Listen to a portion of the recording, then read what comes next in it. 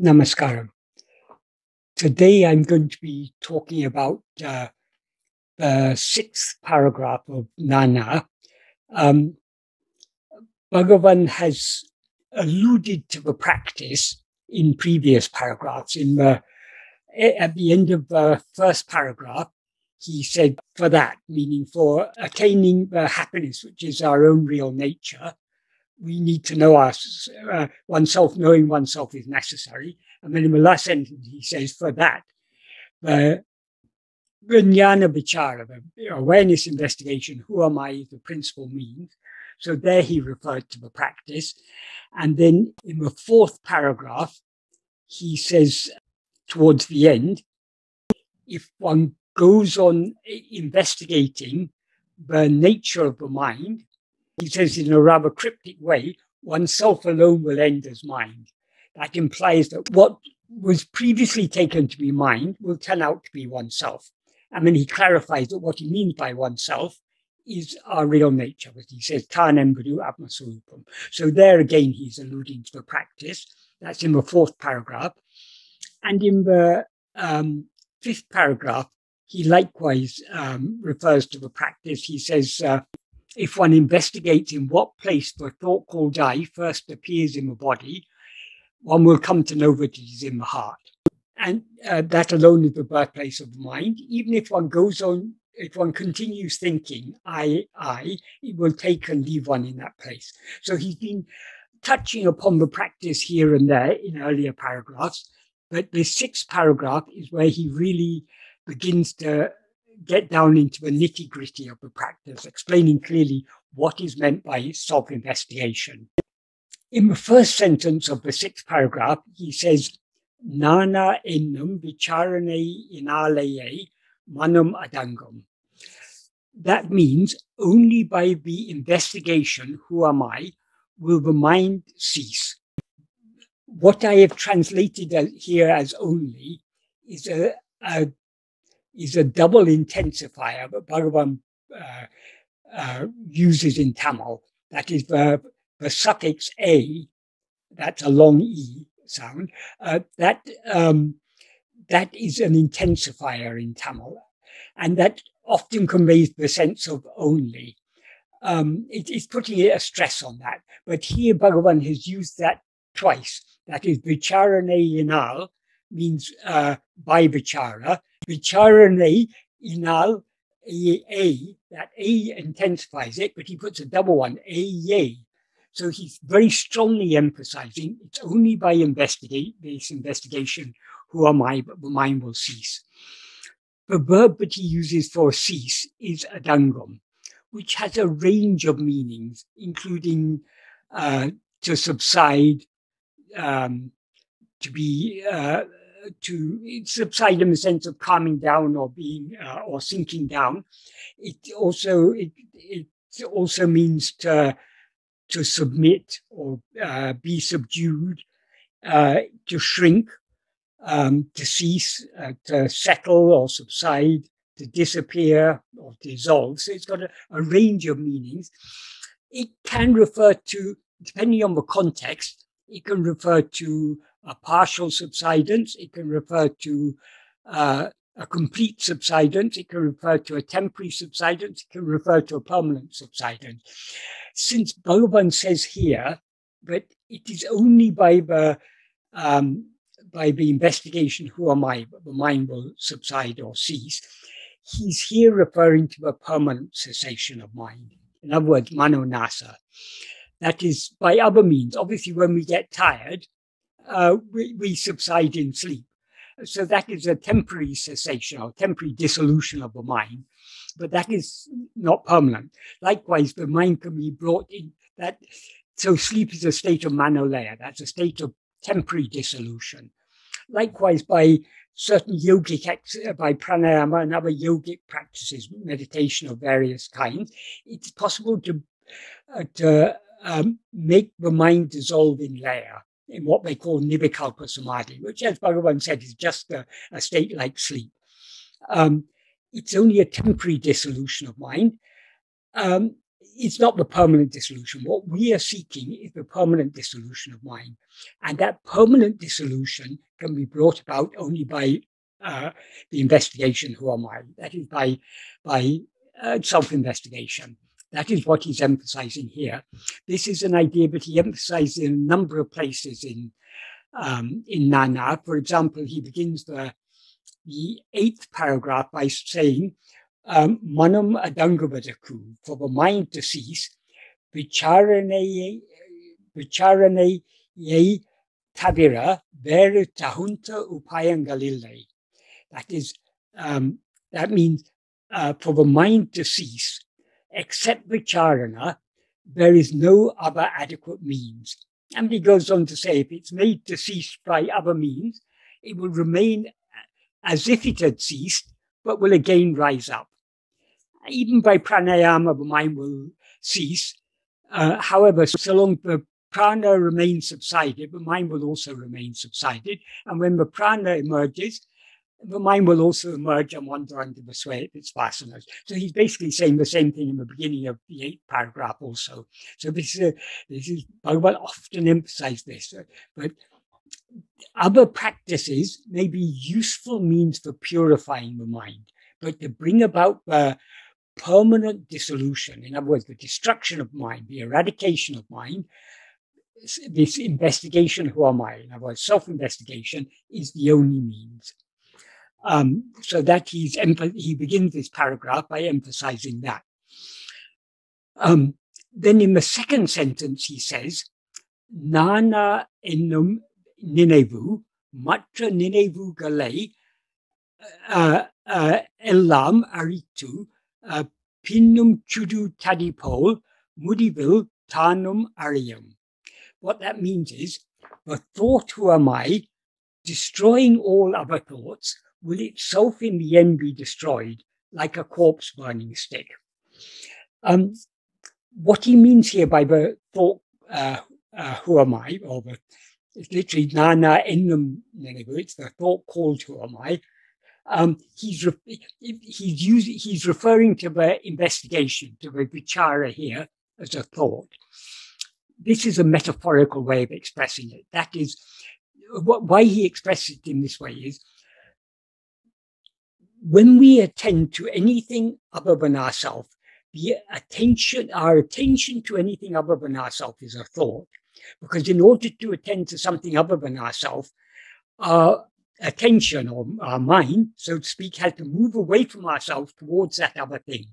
So every attending to anything other than ourselves is an activity of the mind. Attending to ourselves is not actually an activity of the mind. It is a cessation of the activity of the mind, a subsidence of the activity of the mind. But just as attention to other things is called a thought, here he uses the term thought metaphorically. That is, he described the investigation as a thought. It's not actually a thought, because it's not a movement of our mind away from ourselves. It is just a settling of the mind back in its source. But metaphorically, he calls it a thought because it's attention to ourselves.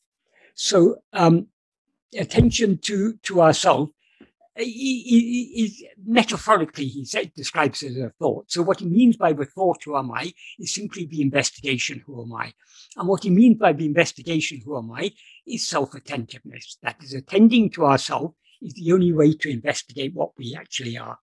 So the thought, who am I, here it implies the attentiveness with which we investigate ourselves, with which we investigate what we actually are.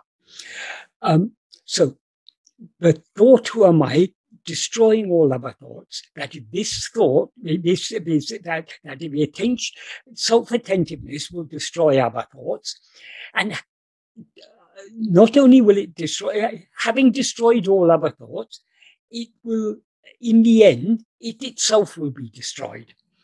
And he gives an analogy. He says, like a corpse burning stick. What he means by a corpse burning stick is that is when in India, generally, dead bodies are cremated. They're not cremated like in modern crematorium. They're cremated on open pyres. That is, wood is piled up, wood and cow dung, dried cow dung is piled up. The body is placed on top, and more cow dung is placed on top of that. The fire is lit.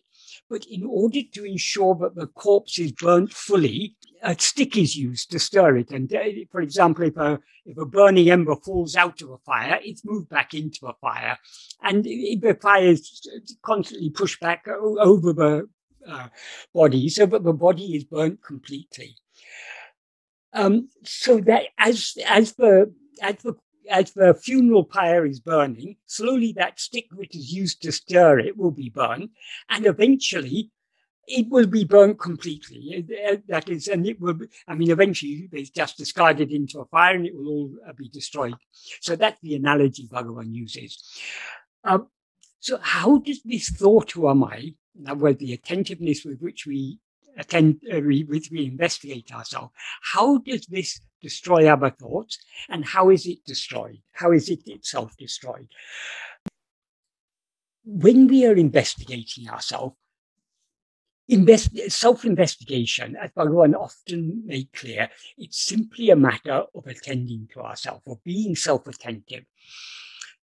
To the extent to which we attend to ourselves, we thereby refrain from attending to other things. So when we're trying to attend to ourselves, we have what are called Vishaya Vasanas. That is, we always have, the nature of ego is to have Vishaya Vasanas. Vishaya Vasanas means inclinations towards Vishayas.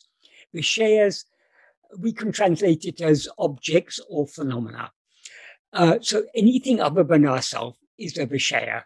So the natural inclination of the mind is to go towards Vishayas. That is, our natural inclination is to attend to things other than ourselves.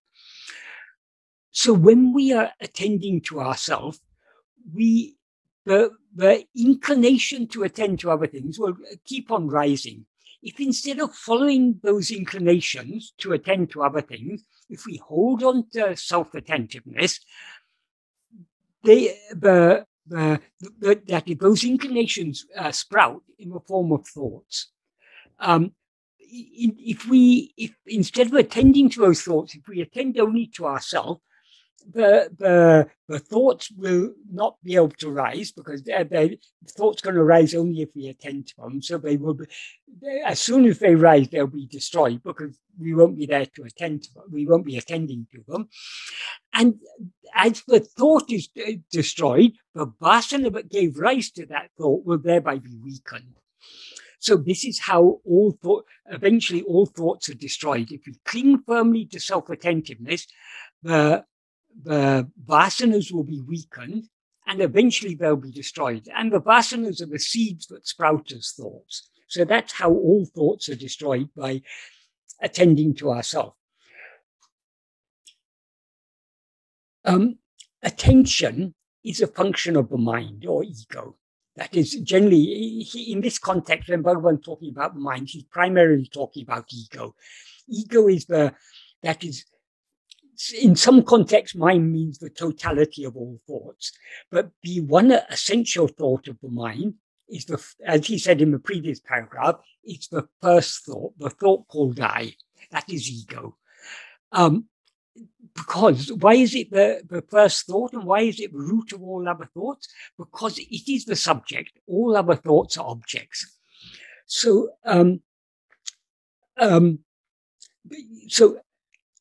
attention is a focusing of our awareness on one thing rather than on other things, or on a set of things sometimes. We don't always attend just to one thing, we attend to a set of things. So it is a selective focusing of our awareness. So in sleep, for example, we don't attend to anything. Why? Because we alone exist in sleep. So in a state where there's no multiplicity, there's no such thing as attention. It's only in a state where there seem to be many things, but we have the option of attending to one thing or to another thing. So attention is a function of the mind. So what he calls here the thought, who am I, is self-attentiveness. So the more we cling to self-attentiveness, the more other thoughts will be destroyed. But eventually, even the self-attentiveness will be destroyed, because that is, self-attentiveness is possible only when we have risen as ego. When all other thoughts are destroyed, ego has nothing left to hold on to, so it subsides and merges back in its source. With the dissolution of ego, it comes the dissolution of attention. Because once ego is dissolved, there is only then pure awareness. And in pure awareness, there's no scope for attention, because pure awareness is never aware of anything other than itself. So metaphorically, we can say pure awareness is always attending to itself, but that's not really a very accurate way of saying it, because it's not attending, it's just being itself. It's knowing itself just by being itself. So this is why Bhagavan says, in the end, even this self-attentiveness will come to an end. That is, the effort we make to attend to ourselves will merge, and what will remain is just pure self-awareness, which is what we actually are. So that merging of the stick in the fire, it represents the merging of the self-attentiveness back in its source in the pure self-awareness, which is what we actually are. So this is here Bhagavan, there are several things. First, he gives a nice analogy here. What this analogy illustrates is, first, the thought, who am I, will destroy other thoughts, and eventually it itself will be destroyed. That's also another reason why he calls it a thought, because of the involvement of attention. It is a thought, at least metaphorically speaking. It's not a thought like other thoughts, but it is at least in a metaphorical sense, it's a thought, this self-investigation, this self-attentiveness. Then he goes on to say, if other thoughts. Okay, oh yes, I was just going to say, to connect this with the previous sentence, that is, Bhagavan says that just like the corpse burning stick will destroy the whole, make sure everything in the funeral pyre is burnt, and then itself will be destroyed. This thought, who am I, will destroy all other thoughts. How do we, in the case of a funeral pyre, if any pieces of wood roll out of the funeral pyre, they're pushed back into the funeral pyre. Likewise, if in this practice of self-investigation, if due to our slackness in self-attentiveness, if there's a slackness in our self-attentiveness, other thoughts will pop up, because we allow as soon as we allow our attention to go away from ourselves, we give room for other thoughts to arise. So he says here, if other thoughts rise, without trying to complete them, it is necessary to investigate to whom they have occurred. And in Tamil, what he says is, Pira eningal erandal. If other thoughts rise, avatre purti panavataku et niyama. Without trying to complete them, Abeyaraku undayana endru vicharaka vendum. It is necessary to investigate to whom they've occurred. So just like the stick, if any embers, if any burning piece of wood fall out of a fire, the stick is used, this corpse burning stick is used to push that ember back in. If other thoughts arise, that means we've allowed our attention to go away from ourselves. So how do we put that thought back in the fire? By turning our attention back to ourselves. So Bhagavan here gives us a very nice and simple clue. How to turn our attention back to ourselves. Whenever our attention is distracted by anything else, we can turn our attention back to ourselves by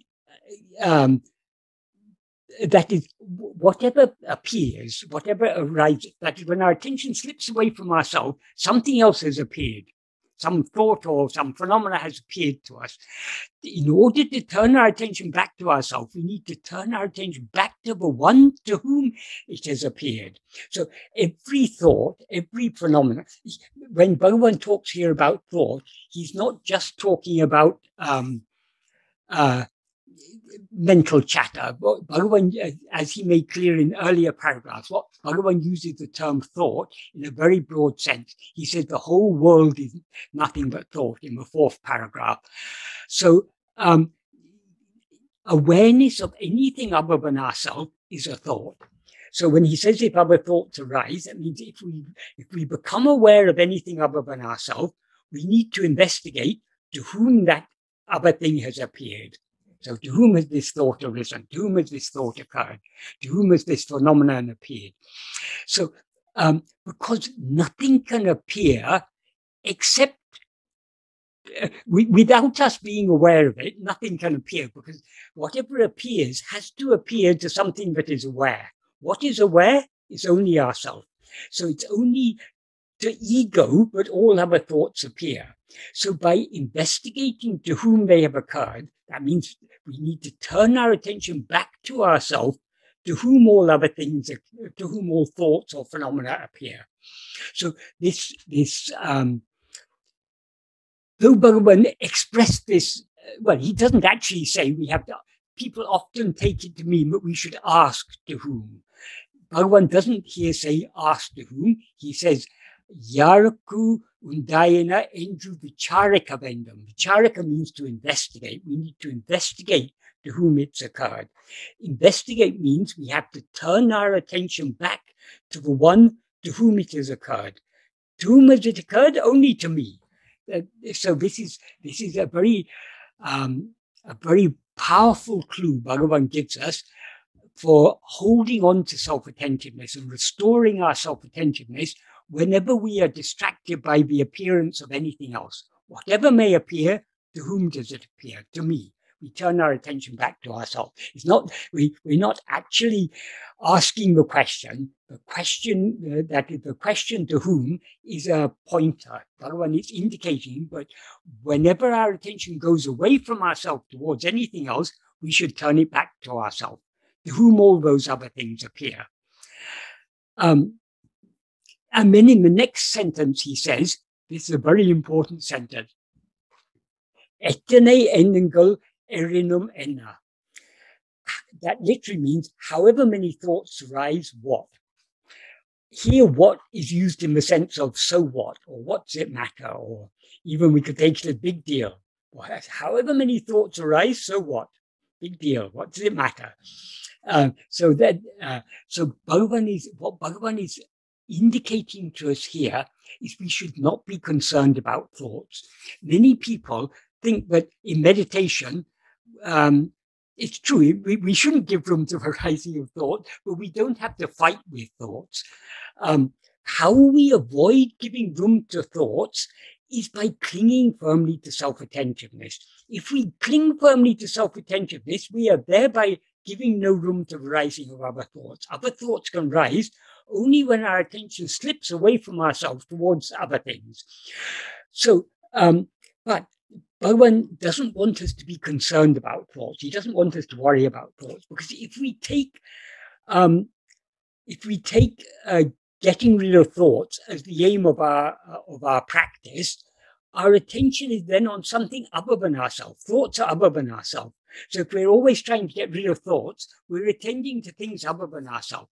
Bhagavan doesn't want us to be concerned about thoughts at all, because thoughts are a problem only when we attend to them. If we're unconcerned about them, then they're not a problem, because we're not attending to them. So this is why Bhagavan says, however many thoughts rise, so what?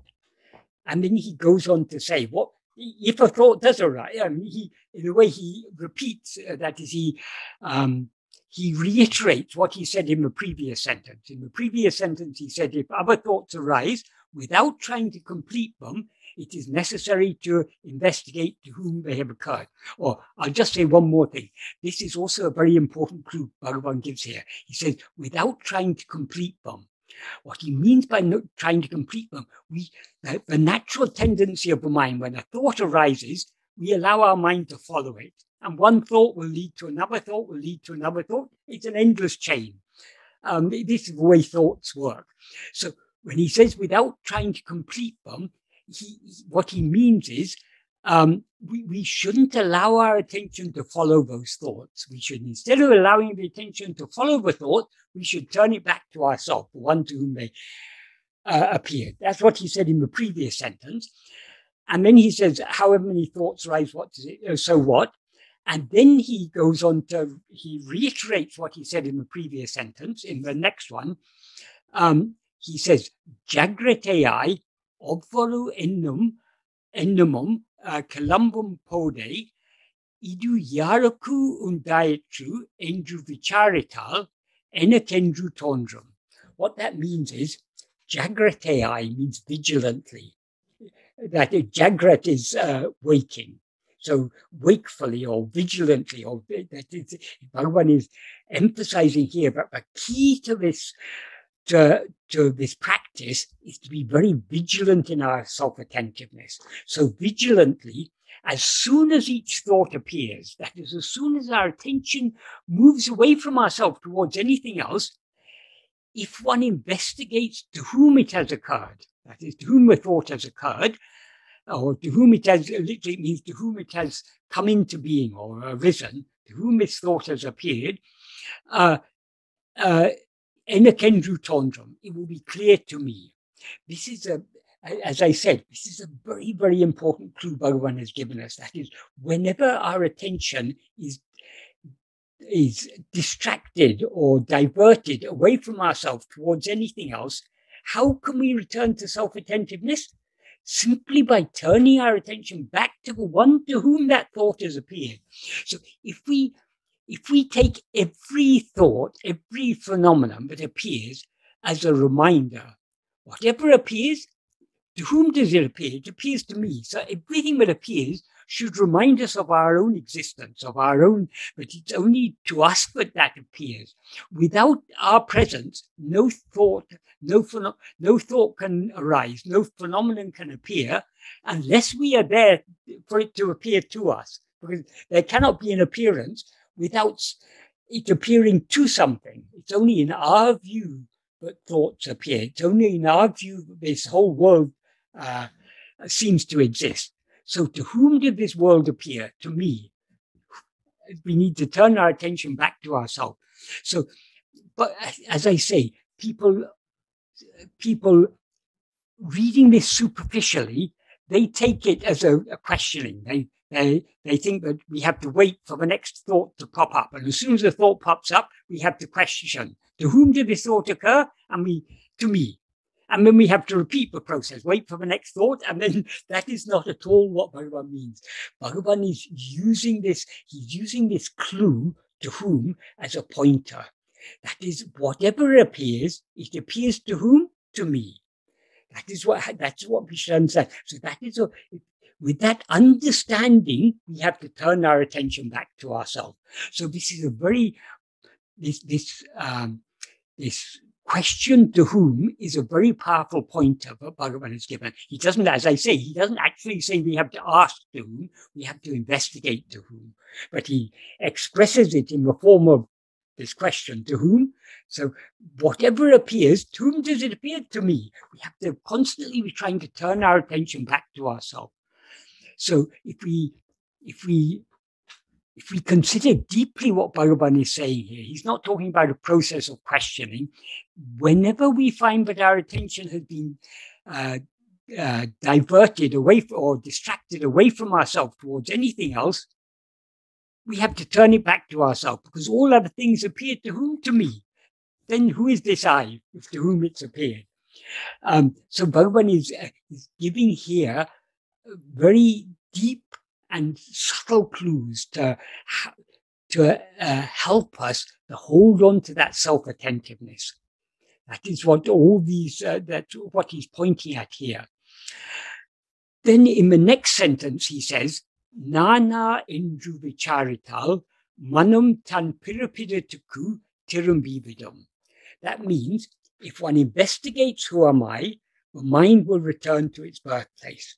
Here again, Bhagavan isn't talking about questioning who am I, he's talking about investigating who am I.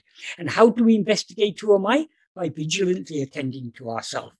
So some people take it as there's a two-step process. First, we have to assume we wait for a thought to arise, and then as soon as the thought arises, we ask, to whom has this arisen? Okay, it's risen to me. Then who am I? They take it as a questioning process. It's not a questioning process, it's an investigation. So first he talks about investigating to whom it's arisen, then he talks about investigating who am I. Are these two different things he's talking about, or one and the same thing?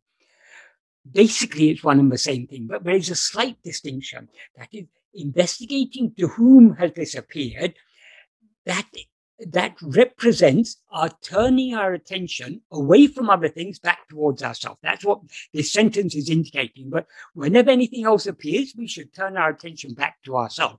So the turning of our attention is investigating to whom. Then what do we do when we turned our attention back to ourselves? We hold on to that self-attentiveness.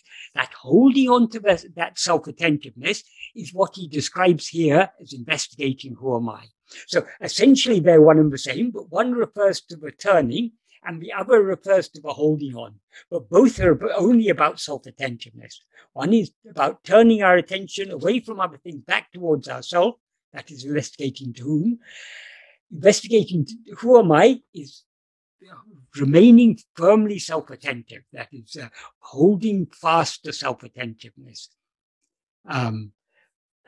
So that's what he indicates. So first he said that if we investigate to whom, it'll be clear to me. Then we have to hold on to that me. Holding on to that me is, or being that holding on to the self-attentiveness is investigating who am I. And if we investigate who am I, what will happen? The mind will return to its birthplace. As he said in the term he uses here for birthplace is tirumvividum. Is pirapidum. That literally means birthplace. He used the same term in the previous paragraph when he spoke about he said if one investigates in what place the thought called I first appears in the body, one will come to know that it is in the heart. Here by heart he means our real nature. And he then says that alone is the birthplace of the mind. The birthplace of the mind means the source from which the mind has risen. So what is the source from which the mind has risen? It's only from ourselves, from I am. That is, the mind rises in waking and dream, it subsides in sleep. So from what does it rise and into what does it subside? Into that which remains in sleep. What is it that remains in sleep? Only ourself. That is the fundamental awareness I am. That is pure awareness. So the birthplace of the mind is the fundamental awareness I am. So if we investigate who am I, the mind which was previously going out towards other things will return and subside into its source, into that fundamental awareness I am. So that's what Bhagavan means by it will return to its birthplace. Its birthplace is the source from which it is written. That source is only ourself. That is the pure awareness I am, the fundamental awareness I am. And then what will happen to the thought? He answers in the next sentence, erunda enamum adangividum. The thought that had risen will also cease. Why will the thought that had risen cease? Because we're not attending to it. Thoughts can rise and thrive only to the extent to which we attend to them. If we attend to other thoughts, they can rise and play havoc. But if instead of attending to a thought, we attend to ourselves, the one to whom the thought has appeared, the thought is thereby deprived of our attention, and without our attention, it cannot stand. That is, thoughts don't actually exist. They're just an appearance, like everything else. All phenomena, everything other than ourselves is just an appearance. So if we don't attend to things, they don't exist. They cannot stand without our attending to them. So when we deprive a thought of our attention, it will thereby cease. It will thereby subside back into ourself, the source from which it rose. That is, the source from which ego rises is the fundamental awareness I am. The source from which all other thoughts rise is from ego. So when, instead of attending to other thoughts, if we attend only to ourselves, the one to whom they appear, the mind itself, the ego itself will return to its birthplace, and the thought will also cease. So Bhagavan is expressing in very, very simple language, but we need to read these sentences and we need to think about them very, very carefully and deeply and try and put them into practice. The more we put them into practice, the clearer the meaning will become. That is, these sentences, Bhagavan is giving us very, very clear and powerful clues for how to turn our attention back to ourselves and how to hold on to that self-attentiveness. Bhagavan uses very, very simple language, but what he's pointing out here is very, very deep. Because this practice that Bhagavan has taught us, though it's a very simple practice, it's an extremely subtle and deep practice. So, it can't be adequately expressed in words. So the words Bhagavan uses, they're pointers.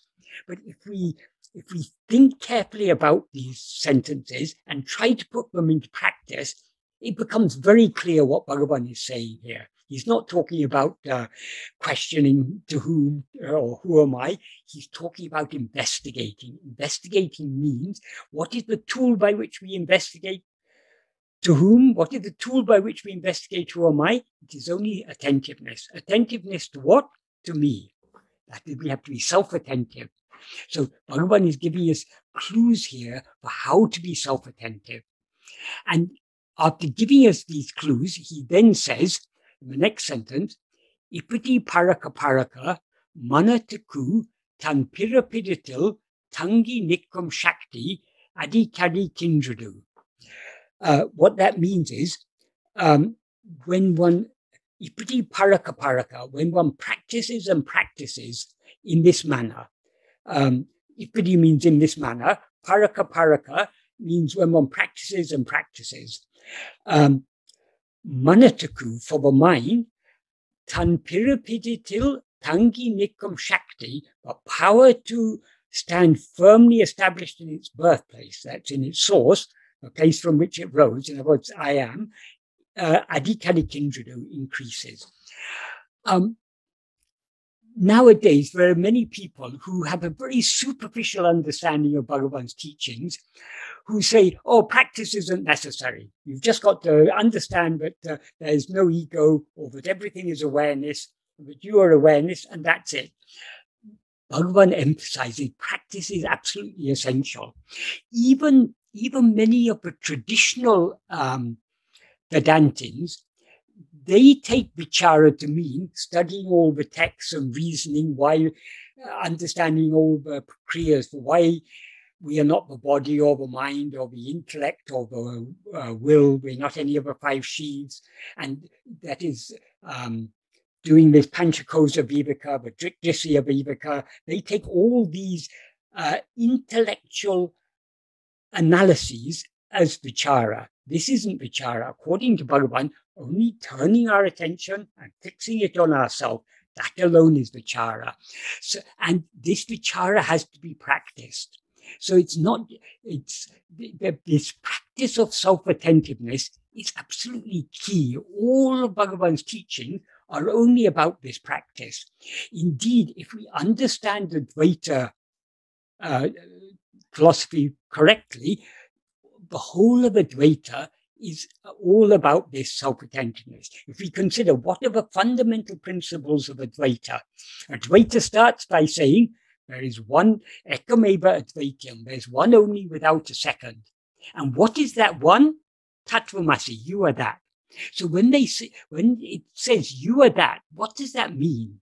according to Bhagavan, as soon as we are told you are that, we should turn our attention back to ourselves. Previously, whatever we take that to mean, whatever we were previously seeking outside, whether it be God or Brahman or happiness or knowledge or whatever it was, but we've been seeking, that we are that. So where should we turn our attention? Instead of, till now we've been seeking outside. Now we've got to turn our attention back to ourselves. So the whole point of the Mahavakya, Tattvamasi, is to turn our attention back to ourselves. And all of Bhagavan's teachings are only focused on turning our attention back to ourselves. And if our mind is pure, if our mind is perfectly pure, we will turn our attention back to ourselves and merge forever in our source. But most of us, when we start out on this path, we still have very strong Vishaya vasanas. This is why practice is necessary. But because Vishaya vasanas means that inclination of the mind to go, of this ego to attend to things other than itself. So we have these strong inclinations to attend to other things. So long as we have these strong inclinations, we are unwilling to let go of other things and surrender ourselves completely. This is why practice is necessary. Practice, practice, practice. And what is the practice? Simply turning our attention back to ourselves and trying to hold fast to that self-attentiveness. The more we do this, the more the Vishaya vasanas will be weakened, and the more the mind will thereby gain the power to stand firmly established in its birthplace, as he puts it here. What is the power that enables the mind to stand firmly established in its birthplace? It is the love to know and to be what we actually are. This is true bhakti. So to the extent that our Vishaya vasanas are weakened, we will get that love to remain established in our birthplace. In other words, just to be as we actually are. Just to be I am without rising as I am this body. False awareness, I am this body, I am such and such a person, that is ego. The source from which this ego rises is the fundamental awareness I am. That is the birthplace of the mind. That is where we need to remain established. In other words, we need just to be as we actually are, just to be that satchit, that being awareness, nothing more than that. But this requires, until the vasanas are weakened to a considerable extent, we are unwilling to surrender ego. So practice is necessary until eventually we are ready to surrender ourselves and merge forever back into our source. So Bhagavan very strongly emphasizes the need for practice. In fact, if we understand Bhagavan's teachings, whatever he's teaching us, it's all pointing us back to this need for practice. So Bhagavan's teachings are all about practice. Because what's the use of knowing? I mean, we can study volumes and volumes on Advaita philosophy. We can master so many texts. But what is the use of all this? When our mind still has a taste to go outwards, our problems are not solved. The aim of all Advaita is to bring about the dissolution of ego. They say avidya. Avidya means ignorance. What is that ignorance? According to Bhagavan, it's nothing but ego. That is what the older texts refer to as ignorance, is what Bhagavan refers to as ego. Because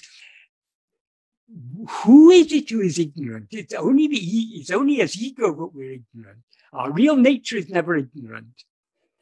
What we actually are is never ignorant. It's always aware of itself as we actually are. But as ego, we're aware of ourselves as something other than what we actually are. We're aware of ourselves as I am this body. That false awareness, I am this body, that is what is meant by avidya, ignorance.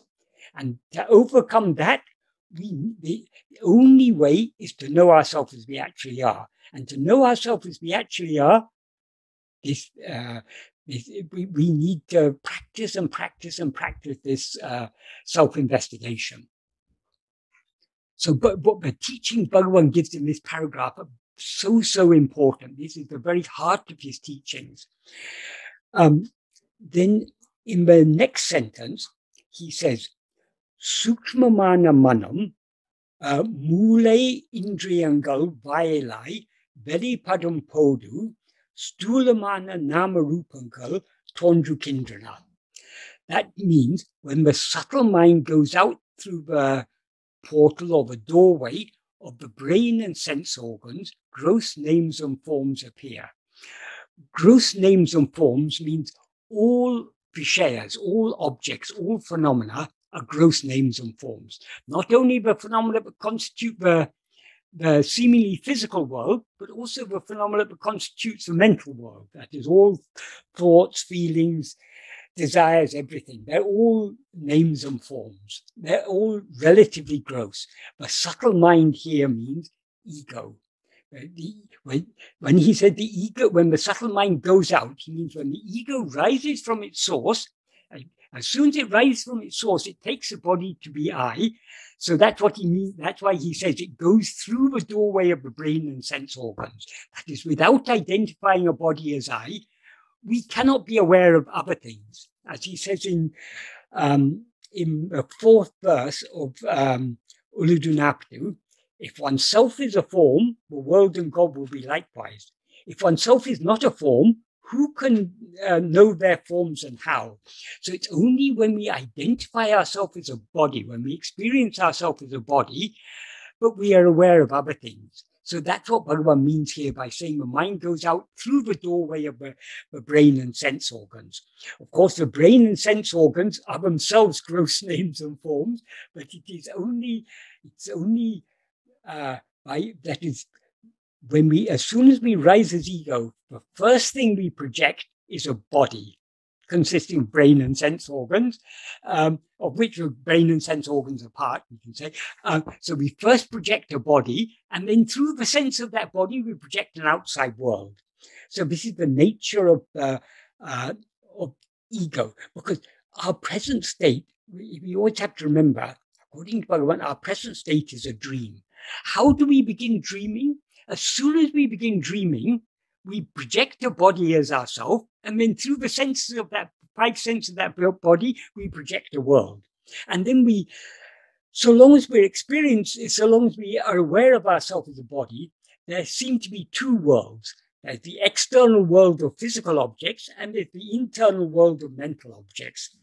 Actually, according to Bhagavan, that external world is nothing but mental objects. That is, even the physical objects, the physical phenomena, actually just mental phenomena. They appear only in the mind, but it seems to us that there are two worlds. There's the inner world of the mind and the outer world of physical things. That's from our ego perspective. That is, there seems to be, even in dream, we experience an internal world of our thoughts and feelings and an external world of what seem to be physical objects. But as soon as we wake up, we recognize it was all only in our own mind. It was all an internal world. Likewise, this whole world is all an internal world. But how this world appears, only when we allow the subtle mind, that is ego, to rise and go out through the brain and sense organs. That is, to rise, to project this body, and then go further outwards through the brain and sense organs. He refers, as I say, he refers to the mind as subtle. Why is it subtle? Because all objects are relatively gross, because all objects are forms, or names and forms, we can say. That this term nama-rupa, names and forms, is often used in Indian philosophy. Some people ask, why do names come first, not forms? Surely you must have forms before you can put names. There's a deep and subtle reason why it's always expressed as names and forms. The reason being that whatever we see it as something. For example, when we see a rope and mistake it to be a snake, though the form is actually only a rope, what we see it as is a snake. So we call it a snake. So the name there represents what we see it as, and the form represents what it is. So what appears large in our awareness is what we see things as rather than what they actually are. So that because we see that rope as a snake, it creates fear in us. So though it's actually only a rope, the form is unimportant. It's what we see it as that is important. So that is why names are always put before forms. But actually, these names and forms are inseparable, because ultimately what we are seeing, the truth is, what we are seeing is only ourselves. In a dream, what are we seeing? It's only our own mind that we are seeing as the world, the trees and the cars and the houses and the people and whatever phenomena we experience in a dream. It's all nothing but our own thoughts, but we are seeing it as a world. We call it a world. We say this is a tree, this is a house, this is a car, this is a person. All these we name it. All these things seem to be actual things, because of the names, because we identify that. Though it's actually only our own thoughts that we are seeing it as a world.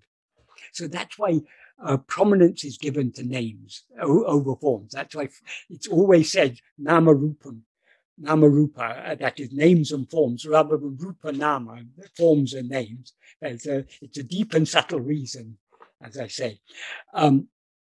Because the whole problem lies not in what actually exists, but what we see it as. What actually exists, ultimately, even thoughts. What are thoughts? We see these things as thoughts, but what they actually are is nothing but ourself, nothing but that fundamental awareness I am. So the one actual thing that exists is only I am. But now we're seeing it as all these, as this world of so many names and forms. So how do these names and forms appear? Only when ego rises and takes, as soon as ego rises, or subtle mind goes out, as Bhagavan expresses it here, it rises, projects a body, and goes out through the sense of that body to project this world. So this is a very, again, Bhagavan is using very, very simple language, but what he's expressing is something very, very deep. How do all names and forms appear? Only by our rising, taking a body as I, and going out through the brain and sense organs. Then in the next sentence, he says, Hridiyatil tangum podu, nama rupangal tondru kindrana. In the previous sentence, he doesn't say what the mind comes out of. He says when the mind comes out, he says it comes out through the doorway, or through the brain and sense organs are so to speak windows through which our attention goes out. But they are not the source from which the mind arises. What is the source from which the mind arises? It is only the heart. The heart means here our fundamental awareness I am.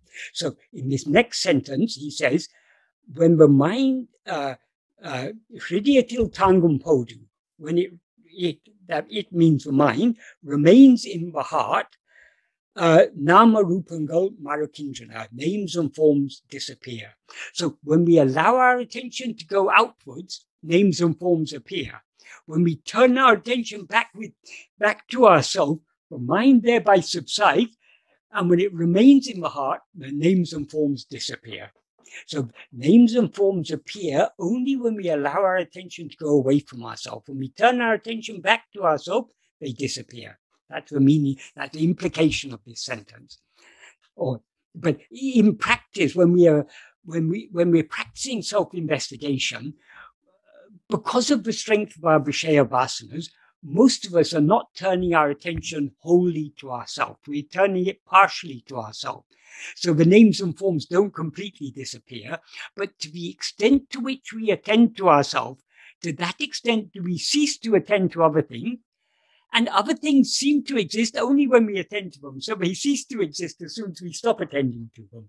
So to the extent we are self-attentive, to that extent, other things disappear. And if we are so keenly self-attentive that we just remain firmly established in the heart, names and forms will completely disappear. That's the implication of that sentence. Then he goes on to say, Manate veli vidamal hridiyatil veitu kondiruputikutan ahamukum aladu antamukum endrupaya. That means manate veli vidamal. That means without allowing the mind to go out, hridiyatil veitu kondiruputu. That is, keeping the mind in the heart without allowing it to go out. Only to that is this name ahamukum or antamukum.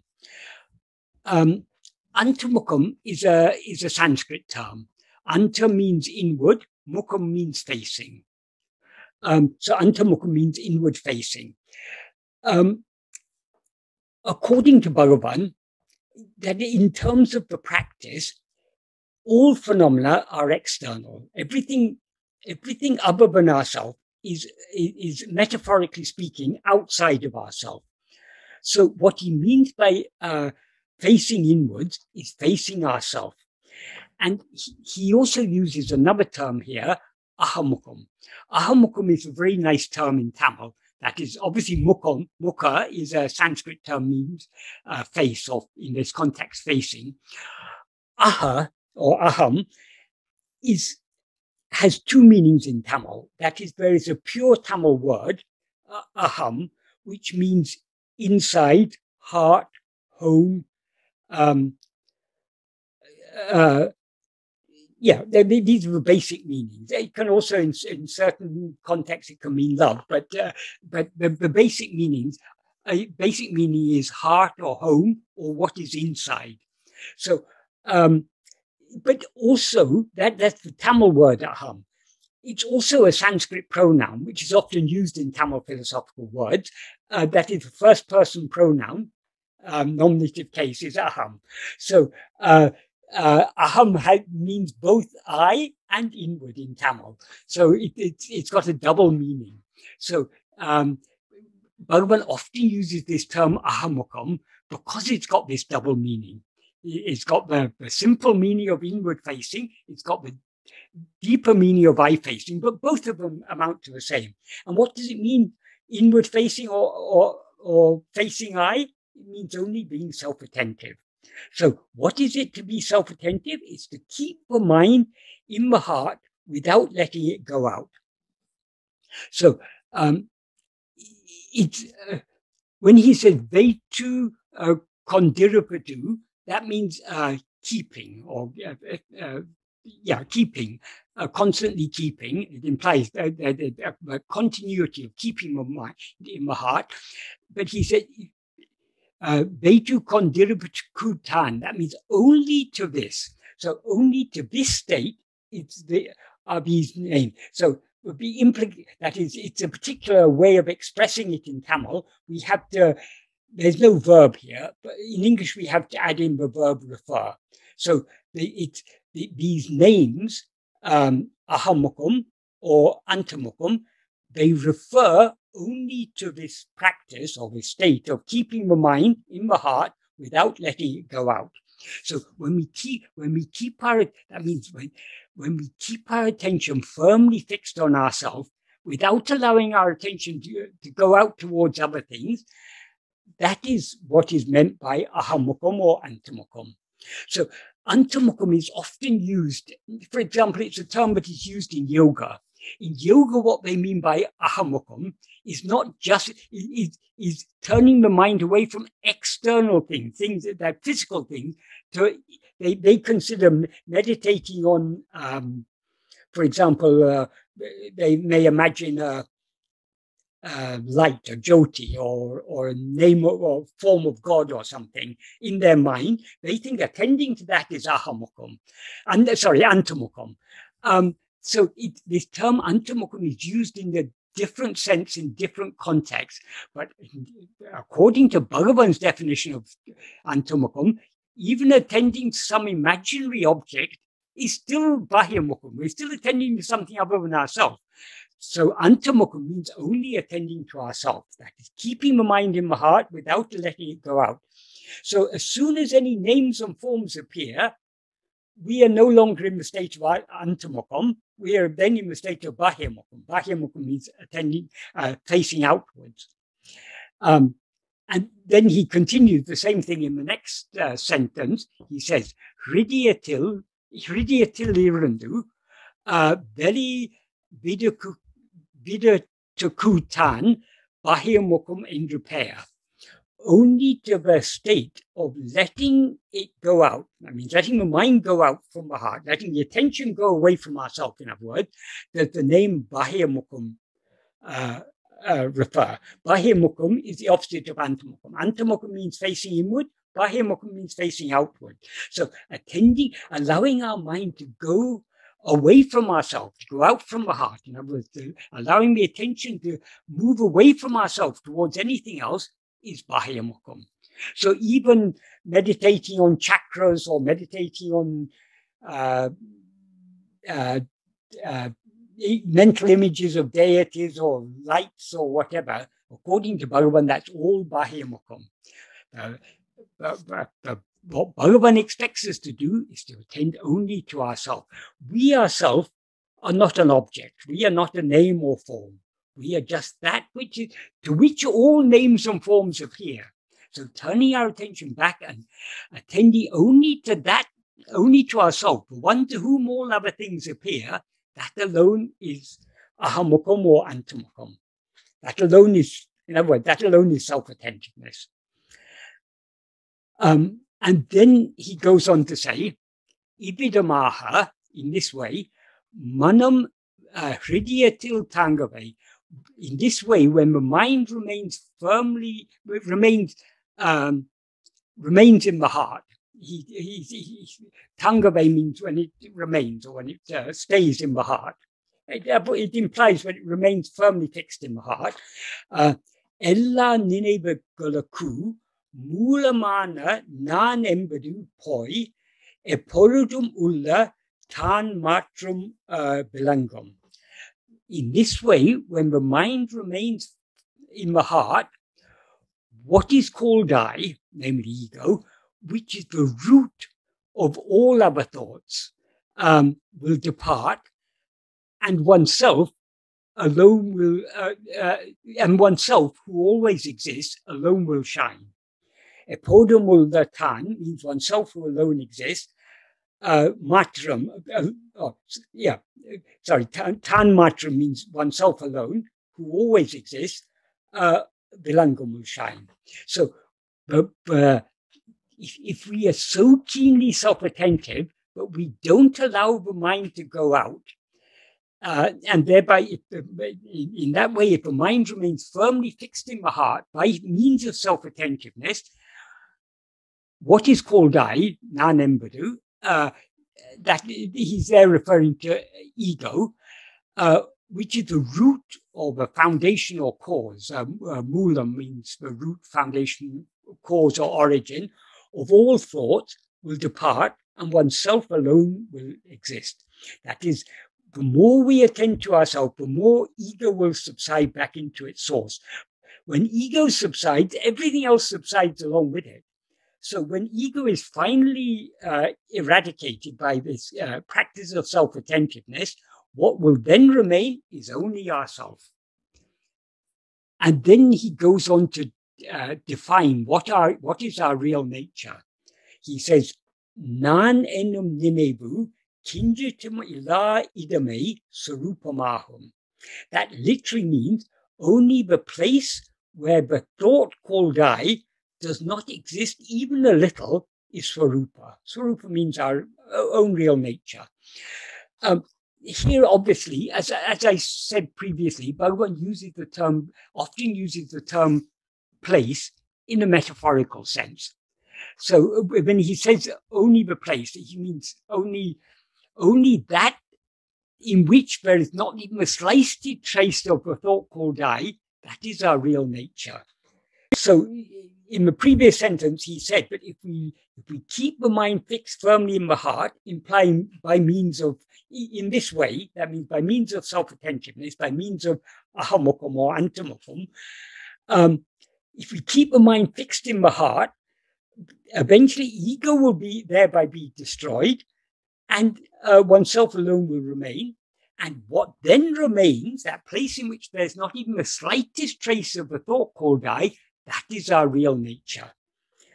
And then he says, aduve monum enopodum. That alone is called silence.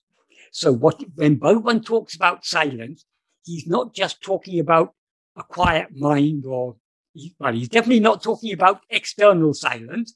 He's not even talking about a relatively quiet state of mind, but the state in which ego itself has ceased to exist. And when ego ceases to exist, the whole mind ceases to exist. That state in which there's no ego at all, that alone is what Bhagavan means by silence. And that is what he means by our real nature. That is what we actually are. So our real nature is nothing but that silence that remains when ego and all phenomena, when ego ceases, everything else ceases. So when everything has ceased, and what always exists alone remains. That's why he said in the previous but one sentence, oneself, epodum ulla tan matram, oneself alone, who always exists, will shine. So here he's showing the result of the practice. If we persevere in this practice that he was talking about in the earlier part of the paragraph, eventually the ego will be destroyed. How is ego destroyed? We can understand this. That is no words that we use to explain this. Words shouldn't be taken 100%. 100% literally. These are all pointers. But one way of describing this practice, the normal state of mind or ego is to be facing outwards, to be attending to things other than ourselves. What we are trying to do when we're practicing self-attentiveness, we're trying to turn our attention away from all other things back towards ourselves. In other words, metaphorically speaking, we're trying to turn 180 degrees away from other things, back towards ourselves. While we are practicing, because we still have strong Vishaya vasanas, we are not able to turn the full 180 degrees. We maybe turn 10 degrees or 20 degrees or 90 degrees or 120 degrees, whatever it is, depends on the strength of our bhakti and vairagya. The more we have love just to know and to be what we actually are, and consequently are free of desire to attend to other things, the more we will be able to turn. Eventually, we will, when our love is sufficient, when we are willing to surrender ourselves completely, we will turn the full 180 degrees. When we turn the full 180 degrees, we cease to be aware of other things. As soon as we cease being aware of other things, the ego cannot stand without being aware of other things. As soon as we turn our attention back towards ourselves and are aware, and are aware only of ourselves, what we will then experience is pure awareness. Pure awareness means awareness that is aware of nothing other than itself. We'll be aware of ourselves as pure awareness. As soon as we're aware of ourselves as pure awareness, ego is thereby destroyed. So that is what Bhagavan refers to when he said, in this way, when the mind remains firmly fixed in the heart, what is called I, namely ego, which is the root of all thought, will depart, and oneself alone will remain, alone will shine. So that it's only when we turn the full 180 degrees that this ego will depart, and the ego will be eradicated, vanquished, and dissolved back into its source. And what will then remain is only ourself. And that what then remains in that is what he refers to in the next sentence as the place where there's not even the slightest trace of the thought called I. That alone is Swarupa, our real nature, and that alone is called silence. Then he goes on to say, Ivaru suma irupkututan jnana drishti endrupaya. That is, in many sentences here, he's defining terms. He first defines the terms ahamokum and antamokum. Then he defines the term bahyamokum. Then he Yeah, now he's defining the term, then he defines the term swarupa, then he defines what mona is, now he's defining what is jnana drishti. Jnana drishti literally means knowledge seeing or awareness seeing. In other words, seeing awareness, seeing ourselves as awareness. Ivaru summa irapatikutan jnana drishti endrupaya. Only to the state of just being in this way is the name jnana drishti. Does the name jnana drishti refer? So the name jnana drishti refers only to this state of just being. Just being means when we don't rise as ego, when we just remain as we actually are, remain as silence, that is the state of just being. And then he defines what is just being in the next sentence. Summa irupadu. Summa irupadu means just being. Summa irupadavadu means what just being is. Again, he's defining the term. Summa irupadavadu manate atmasarupatil leika sevade. That means what just being is only making the mind dissolve or disappear or die in atmasarupa. So how do we make the mind dissolve in Atma-sarupa? Only by self-attentiveness. That is, to the extent to which we attend to ourselves, the mind will subside. And when we attend only to ourselves, the mind will be made to dissolve in Atma-sarupa, in our real nature. And that is the state of just being. The state of just being is the state in which we don't rise as ego, in other words. And when he concludes this paragraph, he's here referring to, that is, this term jnana drishti is often used in ordinary language, and people take all sorts of wonderful powers to be jnana drishti. So Bhagavan is clarifying that this is a misinterpretation of the term. That is, what he says here is andri, besides, in other words, besides this, pira parutu karataridal, mukala unadal, dura desatil nadapana aridal, ahya ive jnana drishti ahamata. That means besides, in other words, besides this state of just being in which ego has dissolved forever in Atma-sarupa and therefore does not rise to know anything else, that's all my implication. I mean, that's what is implied by the word andri. Andri simply means besides. Knowing the thoughts of others, knowing the three times is past, present, and future. So knowing the three times is knowing what happened in the past, knowing things that are happening in present, and knowing what is going to happen in future. And knowing what is happening in distant places cannot be jnana drishti. That is, ordinary people, they expect the yogis or the spiritual people to be able to know what is going to happen what happened in the past, or what will happen in the future, or what is happening in distant places, or being able to read the thoughts of others. They expect a true yogi or sadhu should have all these powers. But Bhagavan says this is not jnana drishti. Jnana drishti literally means, jnana means awareness or knowledge. In this context, it refers only to knowledge of ourself. In other words, self-awareness, pure awareness I am.